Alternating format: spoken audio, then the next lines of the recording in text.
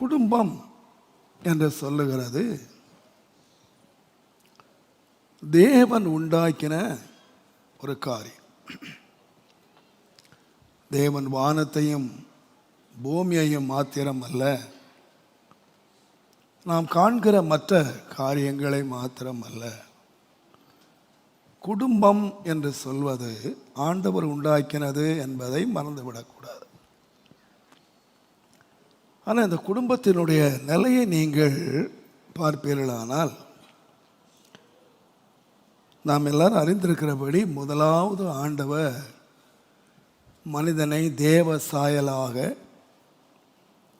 அவருடைய ரூபத்தின்படி தான் ஆண்டவர் உண்டாக்கினார். இந்த உலகத்தில் உண்டாக்கின எல்லாத்தையுமே ஜோடு ஜோடாக உண்டாக்கினார். பறவைகளாகட்டும், அவைகள் மிருகங்களாகட்டும், எல்லாத்தையும் ஆண்டவர் என்ன பண்ணார்னா ஜோடு ஜோடாக உண்டாக்கினார். ஆனால் ஏனோ தெரியல, இந்த மனுஷனை மாத்திரம் ஆண்டவர் தனிமையாக உண்டாக்கிட்டார். தன்னுடைய சாயலாக தன்னுடைய ரூபத்தில் மனுஷனை உண்டாக்கி எவ்வளவு காலத்துக்கு அப்புறம் அந்த குடும்பம் என்ற ஒன்றை ஏற்படுத்தினார் என்று நமக்கு காலம் தெரியலை. ஆனால் குடும்பம் என்பது எப்போ உண்டாக்குனார்னா, நாம் வேதத்தில் வாசிக்கிறது போல ஆதியாகமம் 2ஆம் அதிகாரத்தில் 20ஆம் வசனத்தில் ஆண்டவர் அவனுக்கு நாட்டு மிருகங்கள் காட்டு மிருகங்கள்லாம் கொண்டு வந்து அதுக்கு என்னென்ன பேரிடுவான் என்று ஆண்டவர் பார்த்து பெயரிட வச்சார்.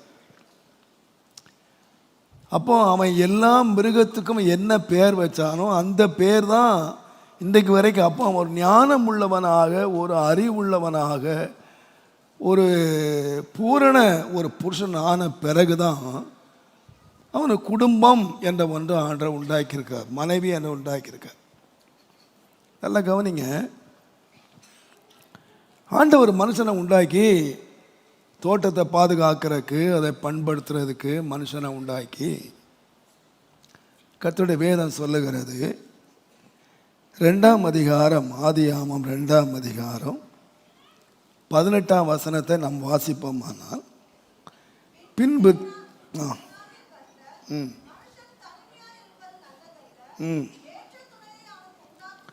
அப்போ துணை யாருக்கு வேணும்? ஆணுக்கா பெண்ணுக்கா?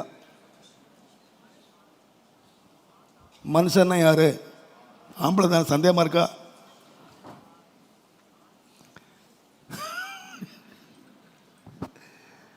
துணை யாருக்கு வேணும்? ஆணுக்காக பெண் உண்டாக்கப்பட்டாளா, பெண்ணுக்காக ஆண் உண்டாக்கப்பட்டானா? எல்லாம் கவனிங்க, ஆணுக்காக தான் பெண் உண்டாக்கப்பட்ட. துணை யாருக்கு வேணும்னா மனுஷிக்கு வேணும்னு சொல்லலை.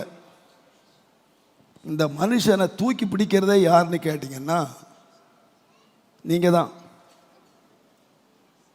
ஏன்னா என்னதான் நாங்கள் வாய்ச்சாலகம் பேசினாலும் எங்களுடைய மூலப்பொருள் மண்ணு தான். ஆனால் உங்கள் மூலப்பொருள் எலும்பு. நீங்கள் ரொம்ப ஸ்ட்ராங்கான ஆளுங்க. மனுஷன் தனிமையாக இருப்பது நல்லது அல்ல என்று சொல்லி துணையை உண்டாக்க. அப்போ தேவன் குடும்பம் என்ற ஒன்றை உண்டாக்கும் போது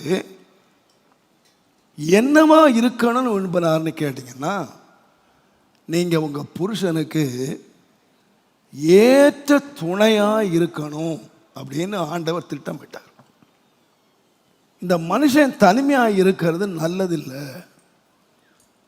இவனுக்கு ஒரு துணை வேணும்னு மாத்திரம் இல்லை, ஒரு ஏற்ற துணையாக நீங்கள் இருக்கணும் அப்படின்னு ஆண்டவர் உண்டாக்கினார்.